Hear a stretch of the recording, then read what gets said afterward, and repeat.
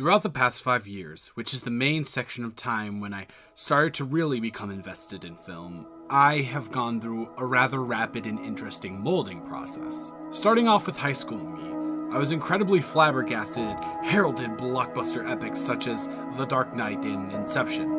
Now don't get me wrong, I definitely believe that both of those are shining examples of what mainstream films should look like. But I had not truly delved deeper into the endless sea of choices available for me. Then 2014 came around, the year in which I got my first personal laptop, the 13-inch MacBook Air, which I still use and have to this day. In fact, it's the same machine that I am using to record the voiceover to this video for. Anyways, I decided that in the free time that I had, I would start investing myself into film, and I did. I was pretty blown away. I had always understood the artistic merit to film, yet I had never truly realized the power that it had to display such raw and purely concentrated emotion. I found films such as Nightcrawler, City of God, Short Term 12, and Bicycle Thieves that captured the essence of humanity in a way that I had never seen before. Flash forward 4 years, increase the obsession tenfold, refine the palette a tad more, throw in a bit of perversion, and you have current day me. My friend group often looks to me for film recommendations on a day-to-day basis, and on occasions, people will ask, what's your favorite genre of film? I know that they are expecting a response like horror, comedy, or drama, but my response is always life portrait. Now you may be asking yourself one of two questions. One, is this guy really that pretentious that he thinks he can make up a name for a film genre? To which I will say, maybe. Watch the rest of the video and make your assessment from there. 2, what is a life portrait film? Well, in order to accurately assess that, I've set up a couple of rules that a film needs to abide by in order to identify with the genre. Number 1, and this for me is the most important facet, the movie cannot have a message.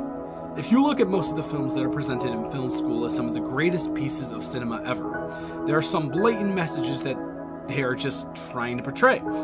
Casablanca, sometimes one has to do something that will not personally benefit them, but will have a larger impact on society as a whole. Citizen Kane, is it worth getting to the top if you lose everything or everyone along the way? The first Star Wars, just the general idea of destiny. However, life portrait films have no such message, and if there is a perceived message, it is one that is developed from the viewer based on their personal experience and how they relate it to the film. Which brings us to our next point. 2, the plot is just people doing things that are not out of the realm of reason for everyday life. Since the title of the genre is life portrait, the point of these films is to capture the essence of humanity and the rawness in its nature. Therefore, films where people are doing things that are out of the ordinary, but still displaying humanity, cannot be included. 3, now this one kinda relates to 2, as since the people and the actions have to be normal, so does the setting. If where the film takes place is something extravagant like Disneyland or a vacation resort, the humanity that that film can be attempting to display has a very good chance of being covered up by materialistic things. 4, there are no protagonists or antagonists. As it is in real life, there are no blatant mustache-twirling bad guys or altruistic good guys in these films. The goal is to capture humanity, and the ultimate truth about humans is that there are no good guys or bad guys, just people with different motivations that may conflict with each other. Everyone at the end of the day is just trying to make it to the next one, just like the characters in these films. 5, there are no pure resolutions. What I mean by that is there are no situations where everything turns out perfectly for the main character. Because the whole point of these types of films is for the characters to deal with the situation, not simply find a loophole that makes everything alright again. So now that we have the 5 main rules out of the way, let's take a brief look at some films I love that fit into this genre, and more specifically what they all have in common. And believe it or not, there is one year in particular that has an abundance of these films. One of, if not my favorite example of such a movie is Manchester by the Sea, directed by Kenneth Lonergan. When I first saw this film, I was in absolute awe of how it depicted grief in such an accurate and unbiased way, unlike many other films in its realm of drama, where there are many overblown reactions and drastic measures taken, the mood throughout the piece is very quiet and solemn.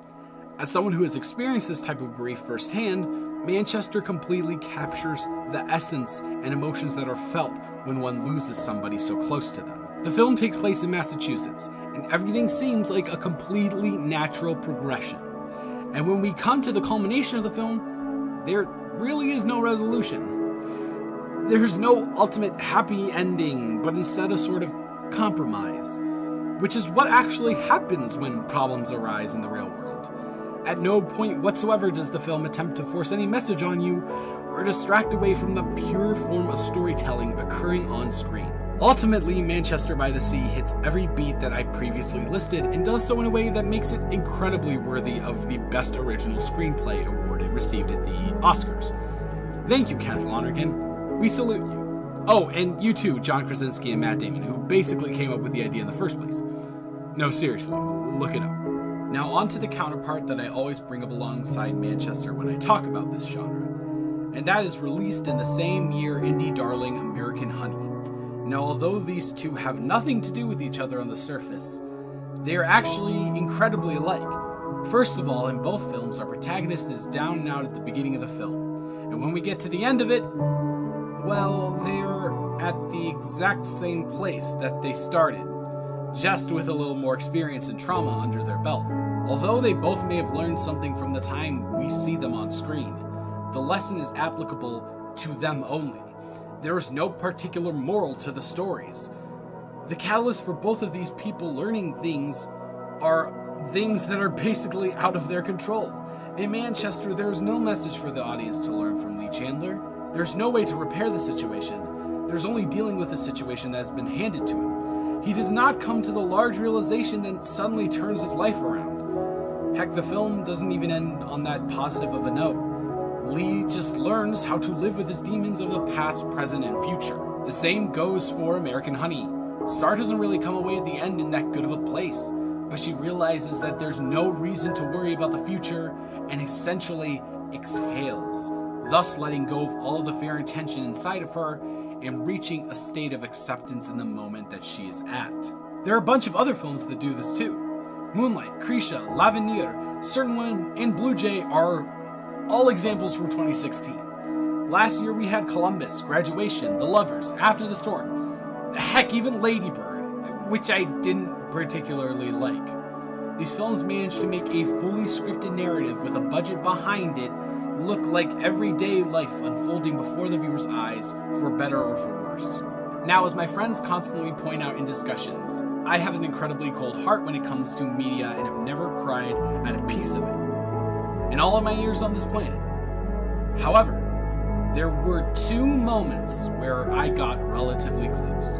The first comes from my first viewing of Moonlight, where Chiron and Juan are in the water with a ladder teaching the former to swim. The second would be on my first viewing of Blue Jay, during the final scene. The reason why these in particular got me so bad is that I was so immersed into a world that I was able to feel the emotions that were being portrayed on screen. If you've seen these films, you will know that neither of these scenes are the most dramatic or climaxes of the pieces, which is why I think they are perfect examples. You may be really happy when you graduate college, or incredibly sad when your brother dies. But when emotions hit the hardest are during the moments when nothing big is happening. Because that's exactly what humanity is. It's a compilation of these little moments that make our lives what they are. And as humans, we are imperfect. So we are likely to feel a wave of emotion when we are putting a casket in the grave. That would naturally be the opportune time to let it all out, right? That's what media has told us. No. It's when we are sitting alone in a section away from the rest of our family members with a glass of whiskey in our hands, thinking about how this would have been a whole lot better if the person who was buried was sitting beside us. That emotion overtakes us. It's the little things. That's why I dedicated a whole video to this. That's why films like Manchester, Moonlight, Blue Jay, and American Honey affect me in such a profound way. These are films where I can put the commercial wasteland that we are all living in aside and experience a little slice of something that reminds me why I love living the life that I am.